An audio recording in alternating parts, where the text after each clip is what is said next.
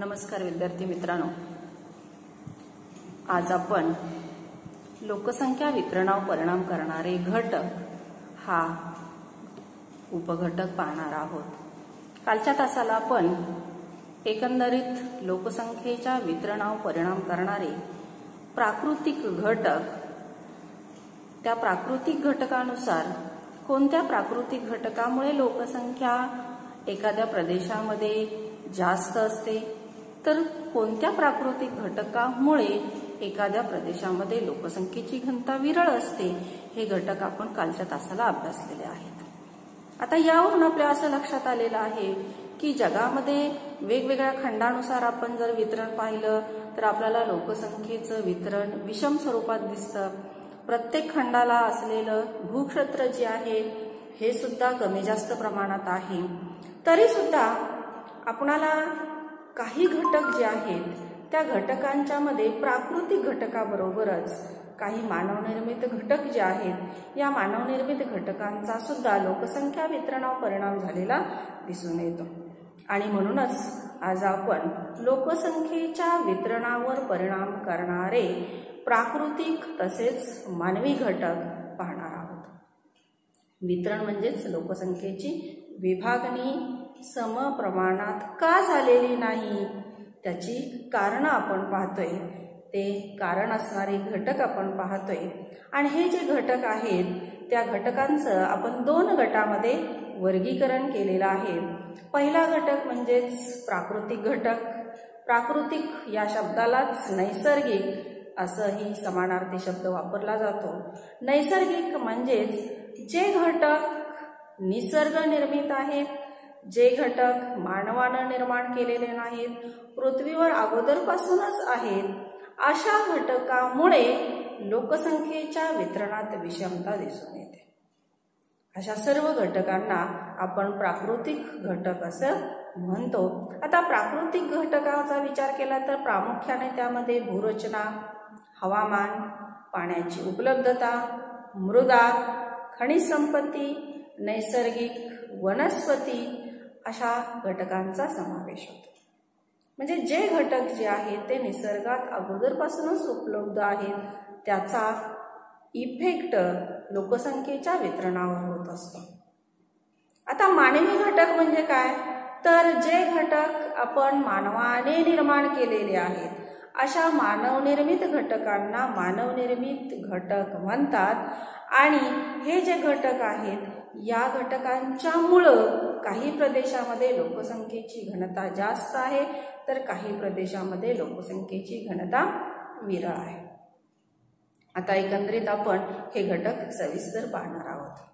विद्यार्थी मित्रांनो, प्राकृतिक घटक जे आहेत त्या प्राकृतिक घटकामध्ये मुख्य घटक जे आहेत, आता याच्या अगोदरच्या तासाला आपण प्राकृतिक घटकामध्ये किनारी प्रदेश, मैदानी प्रदेश, पर्वतीय प्रदेश, त्याचबरोबर सपाट मैदान, त्याचबरोबर इतर जे सखल भूमी इत्यादी घटकांचा, हवामान या घटकांचा, नैसर्गिक साधन संपत्ती यांचा अभ्यास केलेला आहे।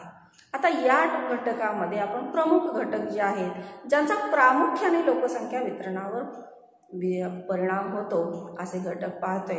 आता प्राकृतिक घटकामध्ये प्रामुख्याने पहिला घटक जो आहे तो म्हणजे भूरचना। भू म्हणजे जमीन, रचना म्हणजे जमिनीचा उंच सकलपणा, जमिनीच्या चढ उतार जो आहे, जमिनीच्या उतारातील फरक जो आहे यालाच भूरचना असं म्हटलेलं आहे। आणि भूरचनेचे ढोबळमानाने पर्वत, पठारे, मैदाने असं 3 उपघटकामध्ये वर्गीकरण केलेलं आहे। आता सर्वसाधारणपणे पर्वत म्हटल्यानंतर आपल्या नजरेसमोर भूरूप येतं। कसं भूरूप येतं? उंच, सकळ, त्रिकोणी आकाराचं, निमुळतं टोकाकडं होत जाणारं, दऱ्याखोऱ्याने व्याप्त, दगडधोंड्याने खडबडीत भूरचना असणारे, मृदेचा अभाव असणारे, वनस्पतींनी वेलीने घनदाट असणारा असा भूभाग आपल्या नजरेसमोर येतो। आता अशा भूभागाचा जर आपण विचार केला तर अशा ठिकाणी लोकसंख्या आपणाला अतिशय विरळ दिसते। का दिसते? तर पर्वतीय प्रदेश जे आहेत ते मानवी विकासाच्या दृष्टीला प्रतिकूल आहेत। कारण त्या ठिकाणचं हवामान, त्या ठिकाणी शेती करण्यासाठी जमिनीची उपलब्धता नाही, पाण्याची उपलब्धता नाही, जमीन उंच सखल असल्यामुळे वाहतूक व्यवस्था निर्माण करता येत नाही, वेगवेगळे उद्योग व्यवसाय आपण निर्माण करू शकत नाही आणि साहजिकच मानवाच्या विकासाला मर्यादा पडतात आणि म्हणून पर्वतीय प्रदेशामध्ये लोकसंख्येची घनता कमी असते. त्यानंतर दुसरा उपघटक भूरचनेचा येतो तो म्हणजे पठार.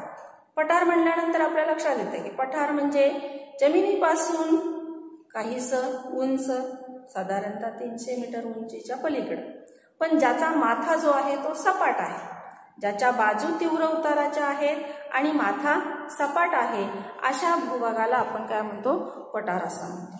पर्वतापेक्षा पठार जे आहे ते बऱ्यापैकी सपाट आहे, विस्तृत आहे आणि म्हणून पर्वतापेक्षा पठारी भागामध्ये लोकसंख्या सर्वसाधारणपणे मध्यम स्वरूपामध्ये आढळते. याला कारण आणखीन एक आहे ते म्हणजे पठारी प्रदेशामध्ये खनिज संपत्ती मोठ्या प्रमाणात असते. शिवाय पठारी प्रदेशामध्ये शेतीला अनुकूल असणारी मृदा सुद्धा उपलब्ध असते आणि म्हणूनच पठारी भागामध्ये एकंदरीत लोकसंख्या मध्यम स्वरूपाची आढळते.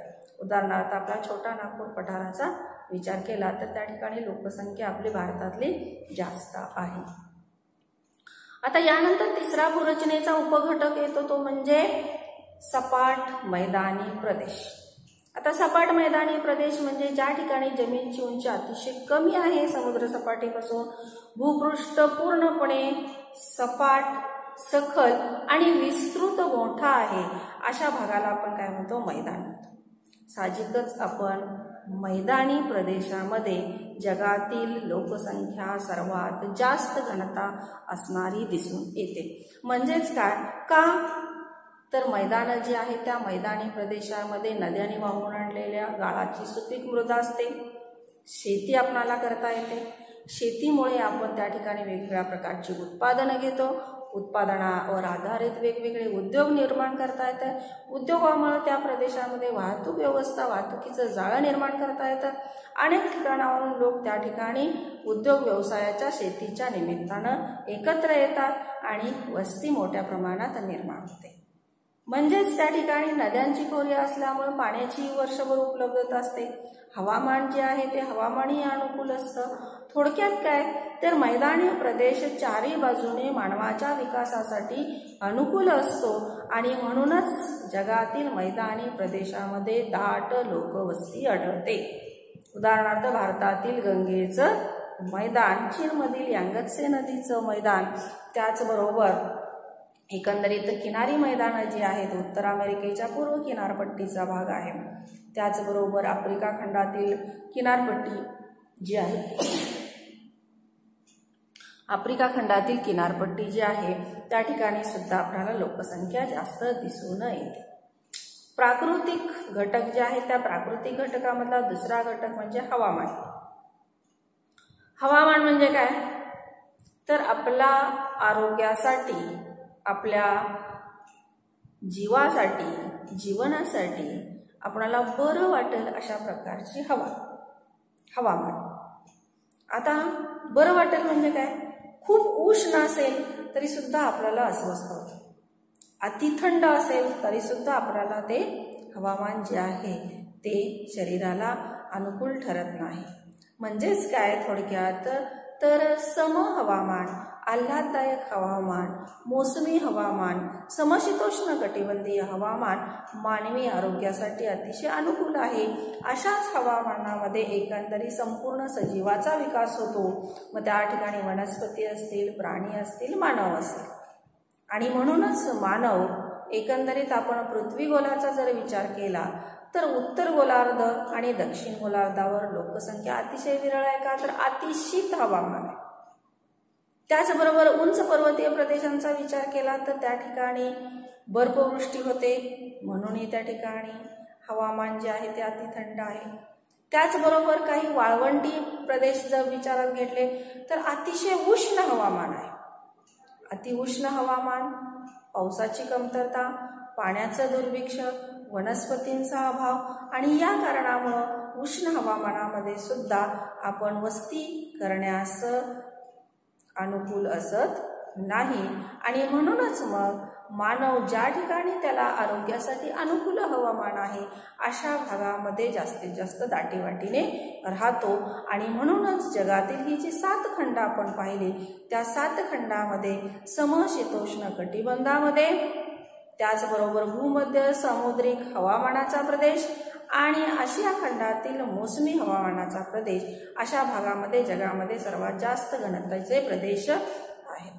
या उलट उष्ण वाळवंटे, आफ्रिकेतील सहारा वाळवंट, कलहरी वाळवंट, त्याचबरोबर उंच पर्वतीय प्रदेश, ऑस्ट्रेलियाच्या पश्चिमेकडील वाळवंटी प्रदेश, सौदी अरेबियाचा वाळवंटी प्रदेश मात्र याला अपवाद आहे.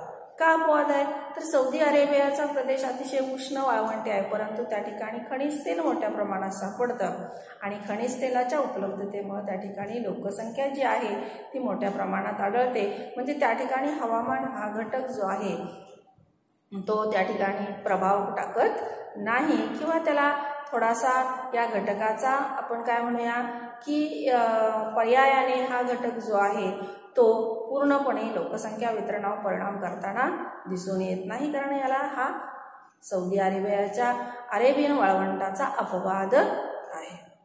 यानंतर तिसरा प्राकृतिक घटक जो आहे तो म्हणजे पाण्याची उपलब्धता. आता विद्यार्थी मित्रांनो, पाणी म्हणजे जीवन. पाणी हे मानवाची मूलभूत गरज आहे. पाणी जे आहे ते आपल्याला अनेक कारणासाठी आवश्यक आहे. पिण्यासाठी, स्वयंपाकासाठी, त्याचबरोबर दैनंदिन गरजा भागवण्यासाठी, शेतीसाठी, जलविद्युत निर्मितीसाठी, औद्योगिक कारणासाठी, अनेक कारणासाठी आपल्याला पाण्याची उपलब्धता आहे. आणि म्हणूनच मानव ज्या ठिकाणी त्याला वर्षभर पाणी पुरवठा उपलब्ध होईल, खात्रीशीर पाणी पुरवठा आहे अशा भागामध्ये तो त्यानं सुरुवातीपासूनच अगदी प्राचीन काळामध्ये ज्यावेळी मानव स्थिर झाला, एका ठिकाणी तो वस्ती करू लागला, त्यावेळेलाच त्यानं मुळात प्रदेश निवडला तो म्हणजे नद्यांची खोरी. ज्या ठिकाणी पाण्याची उपलब्धता आहे अशा प्रदेशामध्ये त्यानं सुरुवातीलापासूनच आपलं वसाहती ज्या आहेत त्या स्थापन करण्यास सुरुवात केलेली आहे. आणि म्हणूनच जगातील ज्या ठिकाणी नद्यांचे त्रिभुज प्रदेश आहेत, वर्षभर पाणी पुरवठा असणाऱ्या नद्या आहेत, अशा भागामध्ये लोकसंख्या दाट आढळते. उदाहरणार्थ आफ्रिकेतील नाईल नदी, भारतातील गंगा नदी, चीनमधील यांगत्से नदी, अशा अनेक नद्या ज्या आहेत त्या नद्यांच्या खोऱ्यामध्ये, नद्यांच्या प्रदेशामध्ये एकंदरीत लोकसंख्या जी आहे ती मोठ्या प्रमाणात आढळते. याला अपवाद आहे तो फक्त दक्षिण अमेरिकेतील अमेझॉन नदीचा. जगातील सर्वात मोठी, लांब नव्हे, जगातील सर्वात मोठी नदी म्हणजे दक्षिण अमेरिकेतील अमेझॉन नदी, ज्या नदीमध्ये गोड्या पाण्याचा एकंदरीत एकमेव 20% पुरवठा पाण्याचा या अमेझॉन नदी खोऱ्यामध्ये आहे, नदीमध्ये आहे. तरी सुद्धा एवढं प्रचंड पाण्याचा, गोड्या पाण्याचा साठा असताना अमेझॉन नदीच्या खोऱ्यामध्ये लोकसंख्या अतिशय विरळ आढळते. का आढळते तर याला कारण आहे, ही नदी जी आहे ती बरोबर विषुववृत्तीय प्रदेशातून वाहते. त्याचबरोबर विषुववृत्तीय प्रदेशाचं हवामान आपण विचारात घेतलं, अतिशय रोगट, दमट, कोंदट, भर दुपारपासून दररोज मुसळधार पाऊस पडेल अशा प्रकारचं हवामान. अशा हवामानामध्ये मानव आपला विकास करू शकत नाही. जमीन सतत दलदलयुक्त असते, हिंस्र श्वापदे असते, घन दाट वनं असतात. आणि म्हणून त्या ठिकाणी अमेझॉन नदी जरी जगातील सर्वात मोठी नदी असली, पाण्याचा साठा सर्वात जास्त असला तरी पाण्याच्या उपलब्धतेमध्ये ही नदी मात्र याला लोकसंख्या घनतेसाठी अपवाद आहे. विद्यार्थी मित्रांनो, प्राकृतिक घटकामधला चौथा घटक जो म्हणजे मृदा. मृदा म्हणजे जमीन, माती. आता माती जी आहे ती माती आपल्याला कशासाठी आवश्यक आहे? मातीशिवाय आपण शेती करू शकत नाही. म्हणजेच एकंदरीत शेती उत्पादन घेण्यासाठी मृदेची अतिशय गरज असते.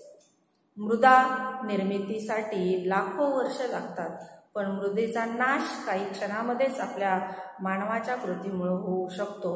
अशी अमूल्य अशी मृदा जी आहे त्यामध्ये एकंदरीत ज्या ठिकाणी सुपीक गाळाची मृदा आहे, ज्या ठिकाणी मोठ्या प्रमाणात सकस मृदा आहे, ज्या मृदेचा पोत बारीक आहे, अशा सुपीक मैदानी भागामध्ये लोकसंख्या दाट आढळते.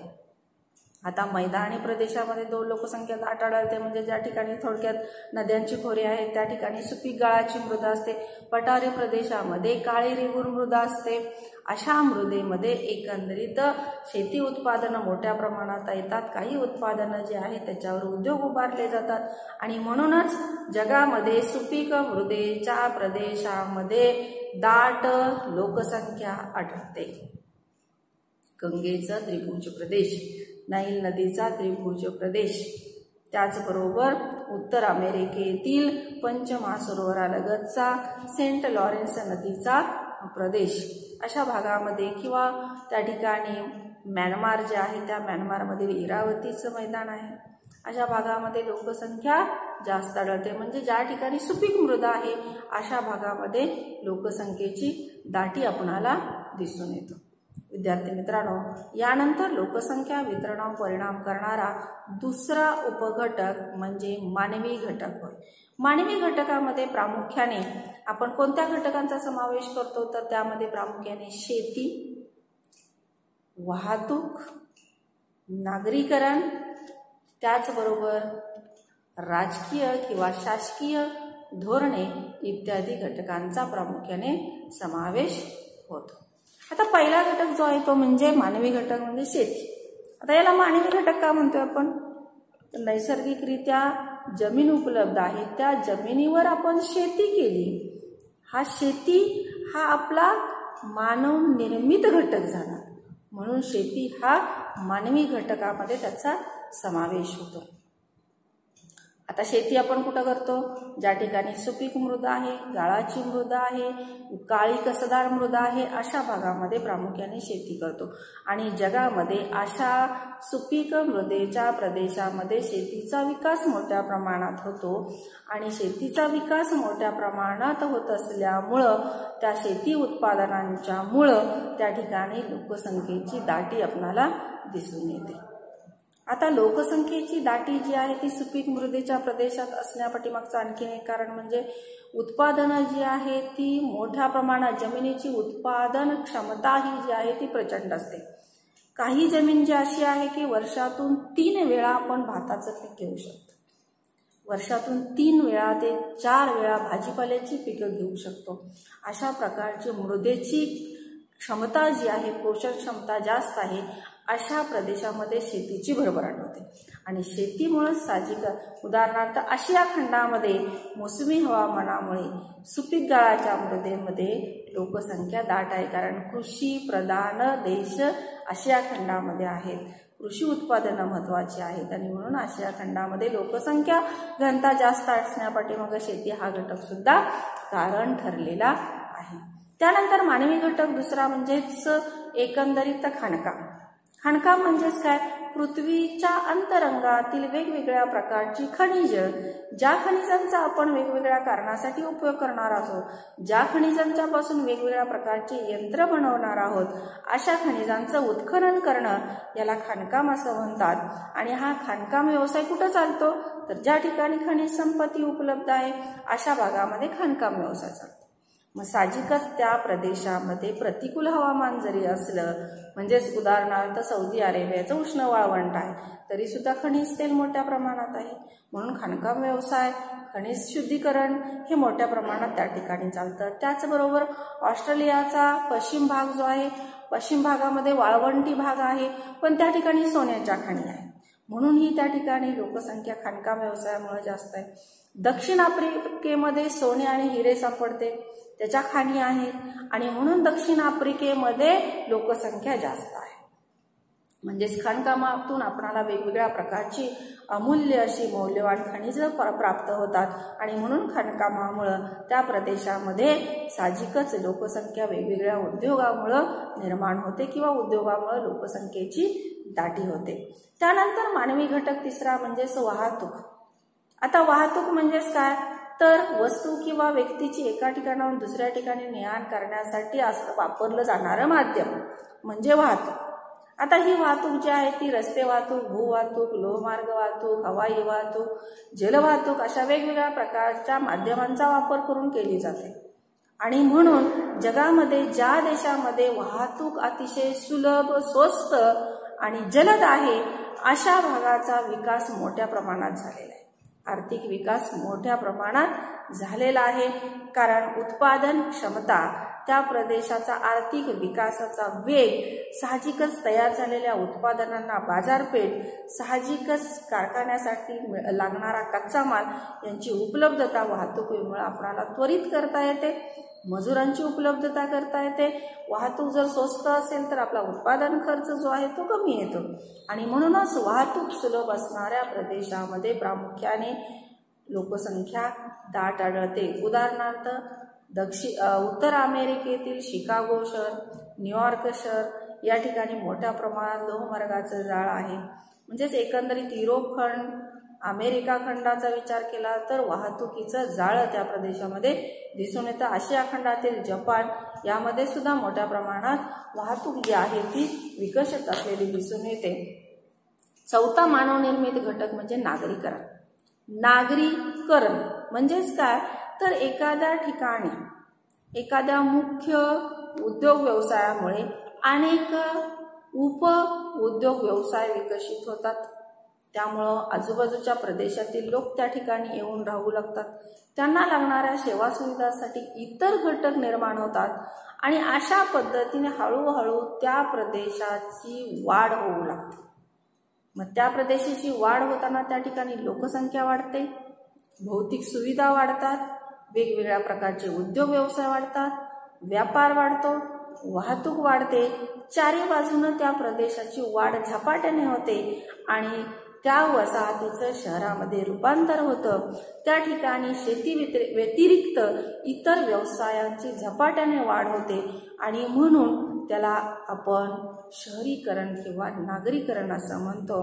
आणि ज्या शहरांचा नगरामध्ये रूपांतर होण्याचा म्हणजे लहान शहराचं महानगरामध्ये रूपांतर होण्याचा वेग प्रचंड आहे अशा शहराची लोकसंख्या उदाहरणार्थ आपण बघितलं तर आपल्या महाराष्ट्रातील पुणे चिंचवड हा परिसर जर विचारात घेतला तर नागरीकरणाचा वेग त्या ठिकाणी झपाट्याने, बृहन्मुंबई त्याचबरोबर ठाणे या ठिकाणी सुद्धा नागरीकरणाचा वेग मोठ्या प्रमाणात आहे.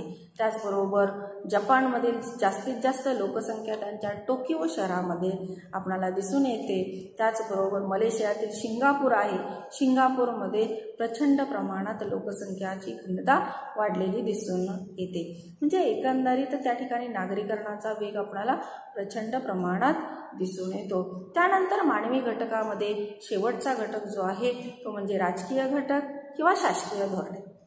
आता ज्या देशामध्ये राजकीय स्थिरता आहे, शांतता आहे अशा देशामध्ये लोकसंख्या जास्त असते. पण ज्या राजकीय प्रदेशामध्ये अस्थिर वातावरण आहे, सतत सीमा प्रश्न आहेत, सतत सीमा भागामध्ये युद्ध सारख्या घटना घडतात, सतत निर्वासितांचा प्रश्न असतो, अशा भागामध्ये लोकसंख्येची घनता कमी असते. दोन देशांमधील राजकीय संबंध कसे आहेत त्याचाही लोकसंख्येच्या वितरणावर परिणाम होत असतो. उदाहरणार्थ आपण बघितलं तर भारत आणि पाकिस्तान कित्येक वर्ष सीमा प्रश्न जो आहे तो आपला खंडित आहे आणि त्याचा परिणाम म्हणजे भारत आणि पाकिस्तान यांच्या सीमेवरची जे राज्य आहे त्या ठिकाणी लोकसंख्या घनता कमी आहे. उदाहरणार्थ जम्मू काश्मीरच्या भागामध्ये सतत युद्धजन्य परिस्थिती असते आणि त्यामुळे त्या ठिकाणी लोकसंख्येची घनता आपल्याला कमी प्रमाणात दिसून येते. या उलट रशियाच्या उत्तर भागामध्ये एकंदरीत खनिज संपत्ती मोठ्या प्रमाणात आहे, लाकूड कटाई मोठ्या प्रमाणात करता येऊ शकते. म्हणजे लाकूडवर आधारित उद्योग व्यवसाय त्या ठिकाणी विकसित करता येतो आणि म्हणून त्या प्रदेशामध्ये लोकसंख्या जाण्यासाठी प्रवृत्त करण्यासाठी रशियाचं शासन जे आहे ते विकेंद्रीकरणासाठी प्रोत्साहन देतात आणि ह्या एकमेव कारणामुळं रशियाच्या सायबेरिया भागामध्ये लोकसंख्या आज वाढत आहे. म्हणजेच शासनाचं धोरण कसं आहे किंवा राजकीय अस्थिरता कशी आहे, स्थिरता कशी आहे शांततामय कसं पद्धतीचं वातावरण आहे त्यानुसार त्या प्रदेशामध्ये लोकसंख्या जी आहे ती आपणाला कमी किंवा जास्त प्रमाणात दिसून येतो। विद्यार्थी मित्रांनो, या प्राकृतिक आणि मानवी घटकाशिवाय लोकसंख्या वितरणावर परिणाम करणारे अजूनही काही घटक आहेत। त्यामध्ये किनारी प्रदेश आहेत, बंदरं आहेत, त्याचबरोबर त्या ठिकाणी ऊर्जा स्रोत म्हणजे ज्या ठिकाणी वेगवेगळ्या प्रकारची खनिजं सापडतात, त्याचबरोबर वाहतुकीसाठी जलवाहतुकीसाठी उपलब्ध असणारे कालवे आहेत, सांस्कृतिक घटक आहेत, त्याचबरोबर स्थलांतर आहे, त्याचबरोबर आर्थिक घटक आहे आणि आजच्या काळातला तंत्रज्ञानाचा विकास झपाट्याने होतोय अशा भागात सुद्धा लोकसंख्येची घनता वाढत आहे। म्हणजे या घटकांचा सुद्धा लोकसंख्या वितरणावर परिणाम होत असतो। आता यावरील सर्व घटकाचा आपण एकत्रित सारांश पद्धतीने विचार केला तर आपल्या असं लक्षात येतं की या घटकांच्यामुळेच काही प्रदेशाच्या लोकसंख्येची घनता जी आहे ती जास्त आहे तर काही प्रदेशाची लोकसंख्या घनता विरळ आहे। विद्यार्थी मित्रांनो, हा घटक जो आहे तो मोठा प्रश्न किंवा ब्रॉड क्वेश्चनसाठी आहे। 8 मार्कावर आधारित याच्यावर प्रश्न असतो। त्यामुळं लोकसंख्या वितरणावर परिणाम करणारे घटक हा घटक जो आहे तो आपण काळजीपूर्वक करायचा आहे। त्यामध्ये प्राकृतिक घटक आणि मानवी घटक या घटकांचा समावेश होतो। धन्यवाद। आपण या ठिकाणी थांबतोय। यानंतर पुढचा भाग आपण उद्याच्या तासाला घेऊ।